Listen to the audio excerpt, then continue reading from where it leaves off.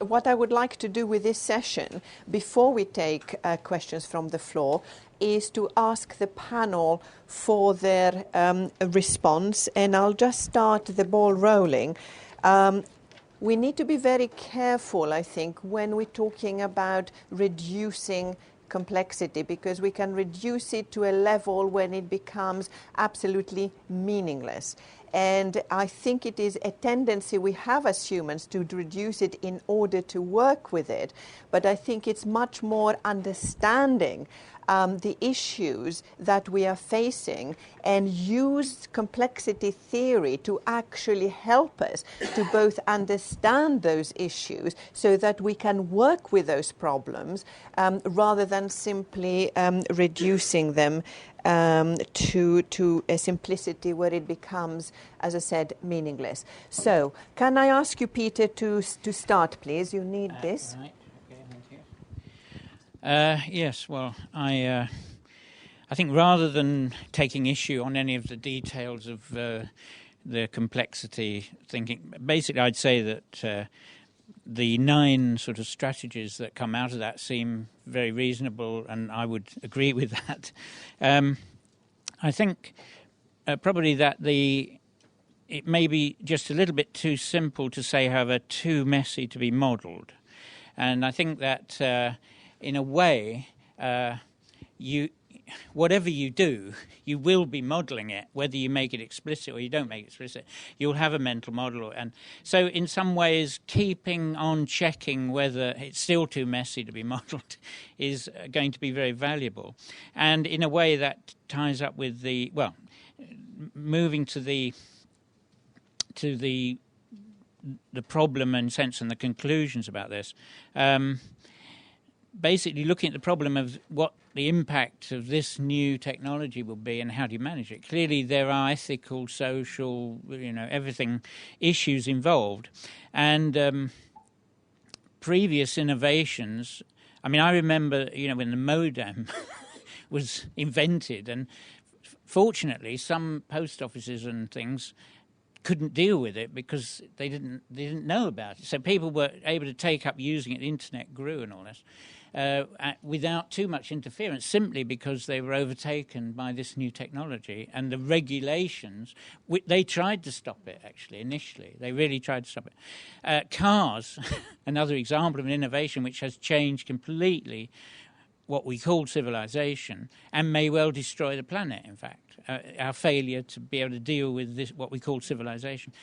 Anyway, but you could not predict initially with any model we'd get to this stage. So there's no doubt at all that we are moving forward and probing. But the modelling as you go, at any rate, is certainly worth trying all the time.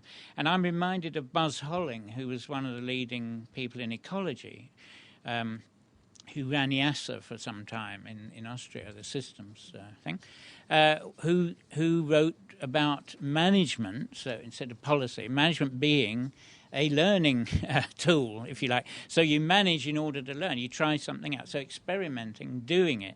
And that agrees, I think, with a lot of stuff that we've been thinking about recently, which is that in the end, there is only learning by doing. The question is to understand that and to dose it so as not to make catastrophic experiments if possible, and to keep reviewing, as I was saying, this model, because as new implications turn up and new agents, if you like, start to play the game, you can keep an eye on it. So simply I was reminded of a remark. In a way, models are about imagining possible futures, and multi-agent models are about imagining possible agents as well. And I was reminded of a chap who made this remark, that who are the most imaginative people?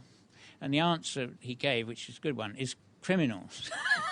So, among other things, they're always one step ahead, and they have no boundaries, and they're not stopped by ethical restrictions. So they actually... Anyway, so all I'm saying is, and so Parliament may be a good place to debate these issues.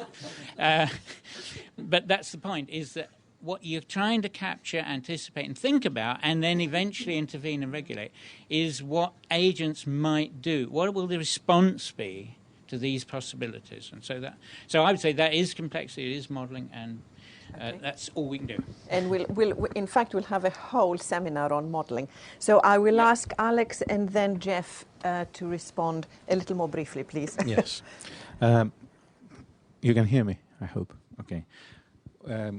I think that Peter covered a lot of what I wanted to say, but what I realize here is that California Health Agency was trying actually not to understand the complexity of the issue or to influence a complex evolving system, but to control it by and this is perhaps one of the points that may come out from this seminar when we're talking about governance.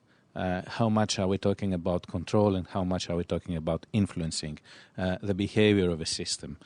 And the result of this effort of trying to control something that starts evolving and evolving rapidly in the absence actually of the people that are interested in it, trying to control a company without really looking at the interest of the public, let's say, led to a cheat behavior of, okay, we will hire some physicians to prescribe this test or whatever happens. So I think that when we are talking about governance, we should change our frame of thinking and look more at how we influence the system towards a direction that we would like it to take, rather than controlling it, which inevitably is impossible. Thank you very much, Alex. That's great. Jeff? Thank you. I guess my starting point would be to say I found this very interesting presentation. It made me feel how very heterogeneous we are when we look at complex systems, and that's both inevitable and hopefully makes us more tolerant of each other and the ignorance that we all collectively have or individually have collectively. I was particularly taken by this notion of ontological subjectivity, which is, of course, a huge problem for us. I translate that into the fact that we have humans in the loop, so how can we be objective about what we see or what we think and so on? And of course, some things are not subjective, as was said. So if you lose your house because you can't get a new mortgage, that's not subjective. That's a very, very painful reality, which a lot of people are going through at the moment. So what we're talking about is not kind of abstract academic nonsense. This is real stuff. And I was interested in the quotation of Axelrod and Cohen, Harnessing Complexity, which is acting sensibly without fully understanding how the world works. And what I'd say is that is absolutely useless. That for me, if you look at the current financial situation, I have no doubt that everybody was acting sensibly without understanding how the world works. So as a prescription for science or policy, I think that is irresponsible nonsense. So let's get away from that. And what happens, I think, is that one of the things we're seeing in complex system science is this notion of extreme events. And generally, the way that we muddle through the world is that we think it's going to be like it was yesterday, and generally it is. So if it was sun shone yesterday, it'll probably shine today, etc. And of course, the big problem is, and the things that we don't understand, are these extreme events. So we have a science which is kind of profoundly avoiding extreme events and is doing the easy stuff, which is a continuous extrapolation from what's happened before. So I was particularly struck in the presentation that essentially we've got systems of systems. We've got these personal genomics, we've got regulation, we've got all the other things. It is indeed very, very complicated. Any one of those systems would defy most of us to analyse it. And that brings me to what I think is a really big challenge for complex system science, which is how do we get our heads around even thinking about systems of systems? How do we understand the dynamics? Somebody mentioned the notion of multi-level systems. Yes, we do live in a multi-level world, and by and large, scientists and policymakers avoid that. So they focus on one particular level, and they're always surprised when things happen from the micro level or from the macro level. So I would say we have no science, I repeat, no science of multi-level systems. So that must be a grand challenge. So that kind of takes me back to this issue of ontological subjectivity, can we transcend ontological subjectivity? That's a question. And picking up on the too messy to be modelled idea, I think actually that's a kind of a cop-out, that it's too messy to be modelled. As Peter said, we do model. And I think you can kind of, you can almost paraphrase Wittgenstein, you know, that which cannot be modelled must be passed over, not in silence, but with a great deal of noise and nonsense. So that's enough. Right, thank you. Can you, a brief word from Brian on the topic itself? Okay, on the topic itself. Any challenges that may have made themselves clear yet? If not, we'll wait until later. Very briefly, I mean, in the light of the comments made by the panel, it's the control and influence issue, and I think is a critical one from the political science point of view, because we're talking power here. And we're talking, well, okay, here's a list of rational things that should happen if we analyse the system or systems. However, political actors don't usually work on an empirically informed rational basis. They work on the basis of preserving their power base, which I think we need to factor into the analysis, because otherwise whatever we say will not be informed by something called political reality. There is inertia in the system, and I think we have to model that in, or whatever the appropriate phrase is. Okay, I'll stop. Great, thank you very much. Okay, now we open it to the room. Yes, Peter. Hold on until you get the microphone. Yes. Some quite serious concerns about the topic. It seemed to be talking about science, where I agree it is a complex system. I think the issue is this should be about the science and theory of complex systems. We need to be careful what we're talking about, otherwise it's just, you know, everything in the world. So there's this question of the expression of genes, you know, in phenotypes. That's an issue in itself. But I think what Brian's talking about is something really quite different. And I think the problem is the perception that politicians have of the nature of systems. And the characteristic of these systems is that they're not predictable. They might be explanatory, they might be, but they're not predictable. And I think the challenge actually for the politicians and anyone in there is to work out how to deal with systems that may not be systematizable. And I don't think this came out at all.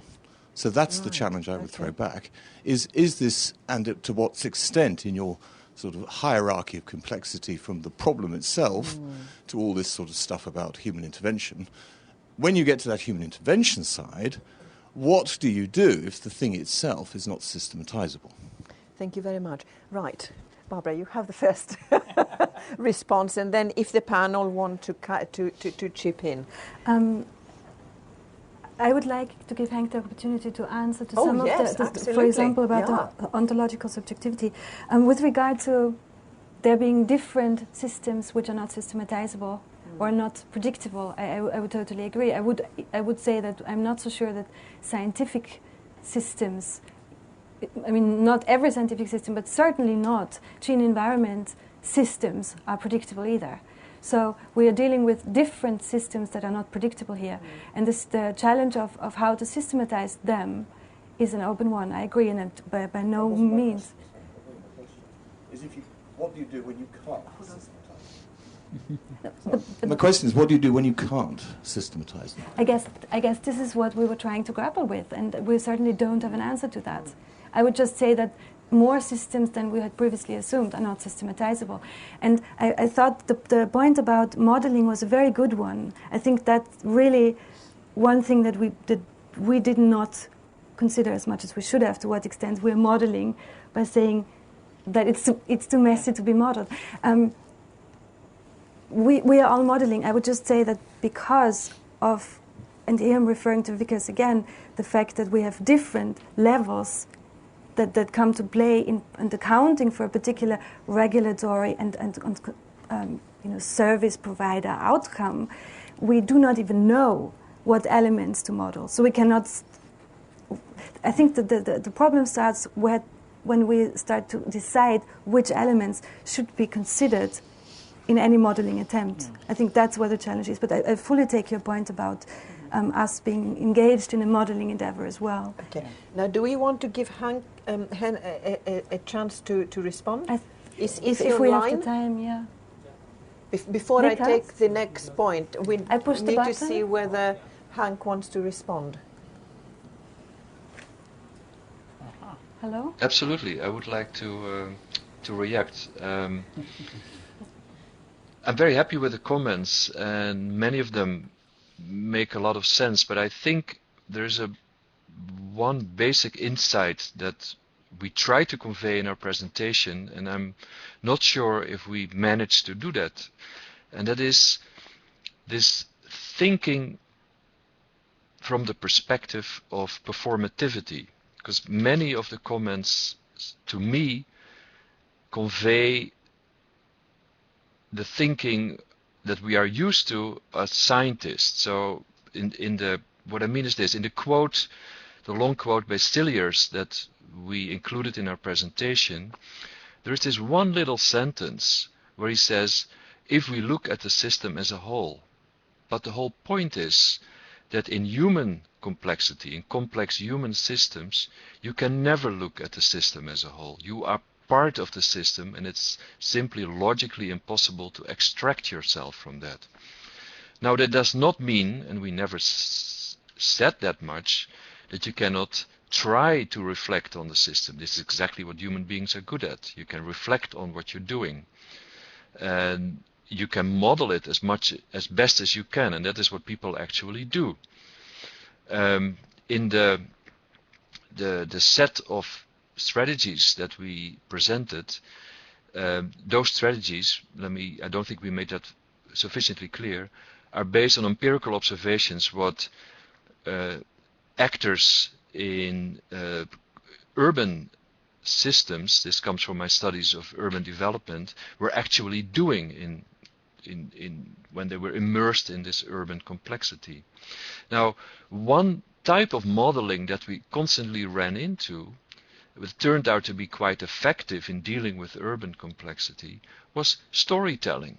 Storytelling is the strategy par excellence of dealing in a practical manner, dealing in an actionable manner with human complexity.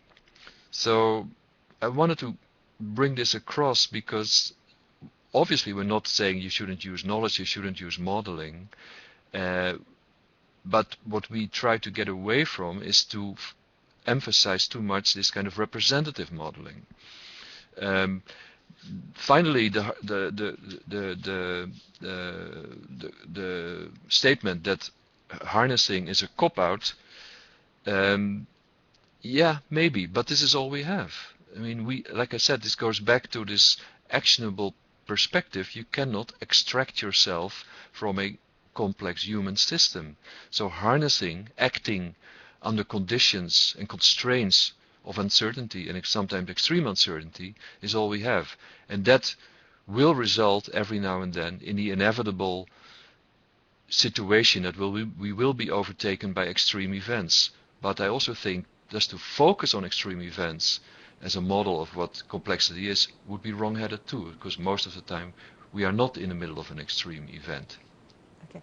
Thank you very much. What I'd like to do is to take a lot of responses from the participants before I ask for a response from the panel and the speaker. So yes.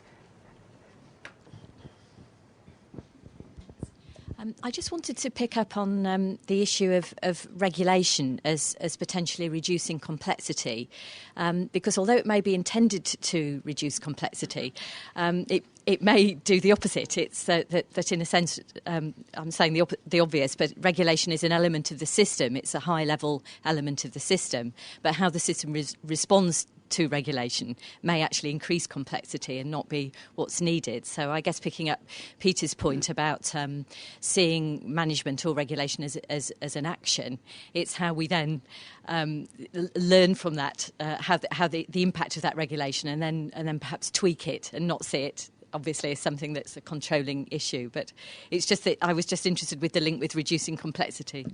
Okay, great, thank you. Okay, Paul and then May.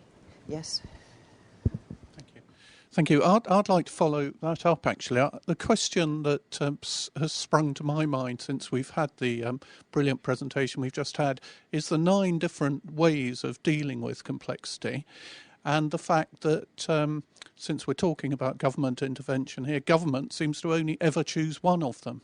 And I actually think that the question is, when do we choose which of the different types of ways of dealing with complexity, and can we provide governments and so on with options in which they can say, well, rather than having a new law or whatever, we'll deal with it in this way? Yes, great. May? Yeah. I'd like to respond to the question how to work with systems that can be systematized or are predictable. Perhaps the one way would be not to try to predict them, but to understand what they are and then do something like backcasting. So also decide or imagine where we want to be. And from that point, work backwards to understand what we need to do in order to get there. And I think municipalities in Canada is, one of the methods that they use in order to arrive where they need to be in the future. And to a comment from a member of the panel that criminals are the most imaginative ones. Perhaps artists are also imaginative and not, negatively. Thank you. Great, thanks, May. Any more comments? Yes, there's one here. Thank you. I'd like to comment on Barbara's suggestion for a way of dealing with this new complex situation, which involved 2 elements about which we have enormous difficulties in accepting and dealing with. One is probabilities, that it's a probabilistic system, what is going to be the impact she had in the 2 elements. And secondly, dimensions. Now, I'm a doctor, and I understand that things like diabetes and blood pressure are dimensional, and yet you cannot think except in terms, does this person have diabetes or don't they have diabetes? In terms of probabilities, doctors are really very bad at understanding the probability of something happening, just like many people who look at risk assessment and risk management. These are, I think we have enormous difficulties in dealing with these 2 elements, which seem to me to have some promise in understanding complex systems. Thank you. Actually, I should have asked everyone to introduce themselves, say who they are and where they're from. So apologies, I haven't done it up till now. So can you start us off by telling us who you are and where you're from? I'm George Smuggler. I'm from the Institute of Psychiatry at King's College London. Any other comments or questions? Yes? And please start by introducing yourself. Michael Hopkins from SPRU at the University of Sussex. I thought it was a very interesting presentation, and I was really interested in responding to the challenge of how you keep regulatory systems flexible and responsive when we've seen, especially in areas of genetic testing, things like the IVD directive have taken very long time to negotiate, agree, very difficult to revisit, and these things take really a tremendous amount of time. But also there can be an impact from revisiting and moving things around in terms of the regulatory depth which is put to them. For example, if we look at cannabis at the moment, I mean, who knows now how cannabis is classified and what the impact that has in wider society where there is confusion because people generally don't follow the debate and therefore don't know how to act. Thank you. Any other? Yes, right at the front, Aurora.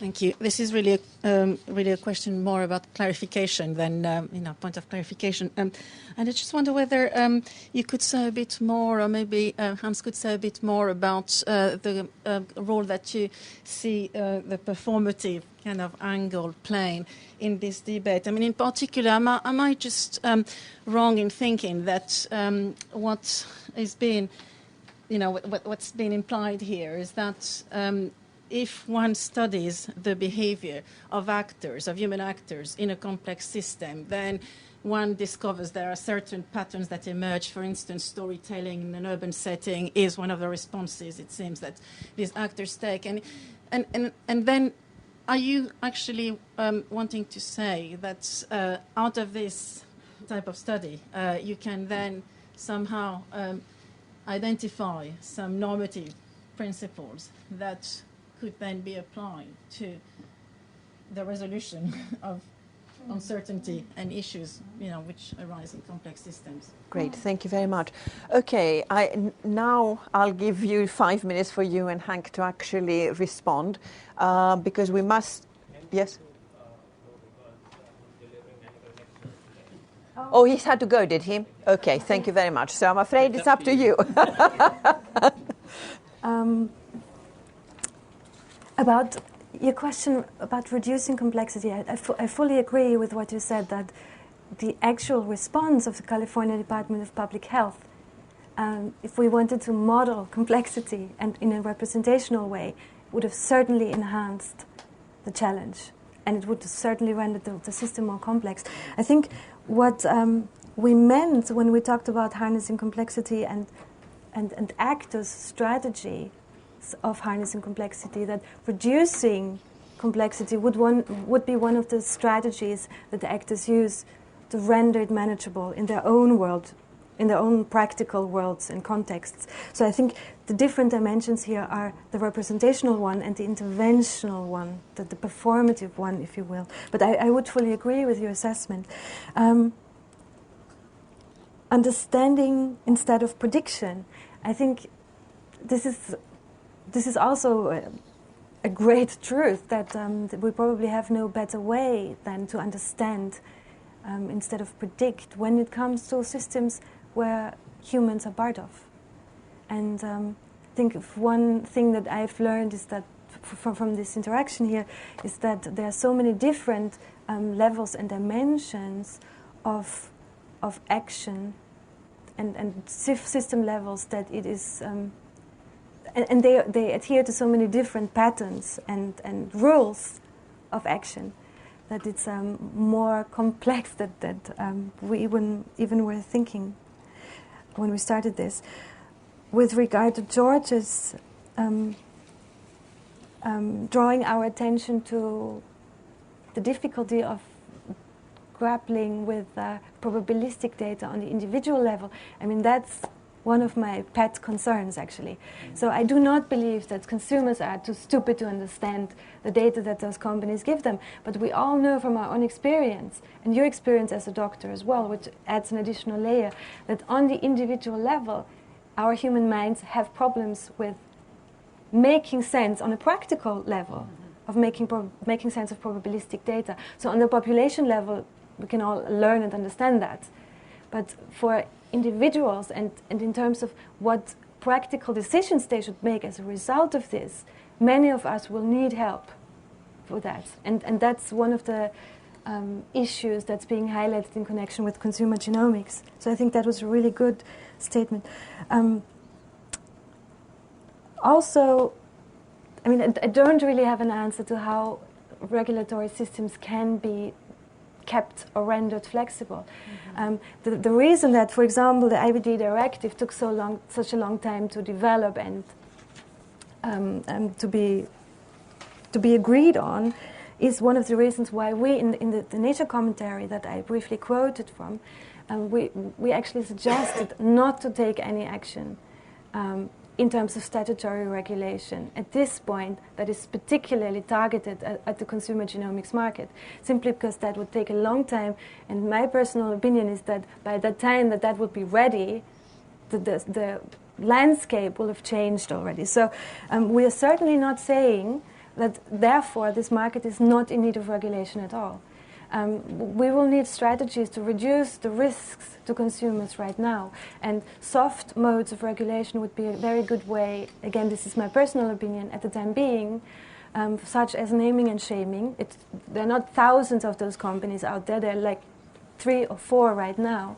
And we can certainly have, also with the involvement of public authorities, to put it on the internet how reliable the information is that these companies give, how good their disclosure policies are. And that would be a different strategy as well, to maybe target regulation at disclosure rather than the contents of the services that are being offered now. So companies would have to disclose and be truthful about the limitations and also about the fact that, for example, they can pass on information to law enforcement authorities, which I think not many customers are aware of. So the last point, Roa's point about the performative angle, which was an excellent point, and I am just trying to think what Henk would say here. And I guess the easy way out would be to say, well, we're interested in describing and analyzing and not in bettering the world. But I think that would be a kind of bad answer, or far too easy answer. I think that's a very important point. Mark Strassern from Cranfield University. I think that's a very important point. Scientists, in a sense, predict the past. What he's wanting to do is to create the future. Yeah. Yes. And there's a severe dichotomy there. Yeah. Right. That's all I wanted to say. Yeah. He's something that we will always be banging our heads against. So I think his point would be just to finish this, because I wouldn't want to let myself get off that easily. I guess, yes, there is some normative dimension to that. And that's probably a problem that the social sciences have in general, that we're a little bit ambivalent about how normative we want to be. So that would be probably one of the imperatives for us, to be more explicit about that. Thank you. That could be one thing we can pick up later. Is it very brief? Well, hopefully. Susan McGinty, London South Bank University. In looking at any complex system, we need to try and identify all those agents and drivers as we possibly can. And in this particular area, and you didn't mention pharmacogenetics or nutrigenetics, there's potential in sports, gene doping, pet genomics. I mean, a huge variety here. At the moment, the criticism about clinical utility risk assessment basically boils down to claims, and we have the Unfair Commercial Practices Directive, which might cover it all anyway, in terms of flexibility. There's a lot of drivers and agents to identify yet. Right, thank you very much. I think now we need to bring this session to a close, but the discussion obviously is going to continue for the rest of the day and beyond. So first, let's thank again, please, Barbara and Henk. And I will ask my panel to make note of the points you wanted to respond, because we will have a longer session later. There is now coffee and croissant waiting for you, and we do need to make a start at 11:15, please, for the next session. Thank you.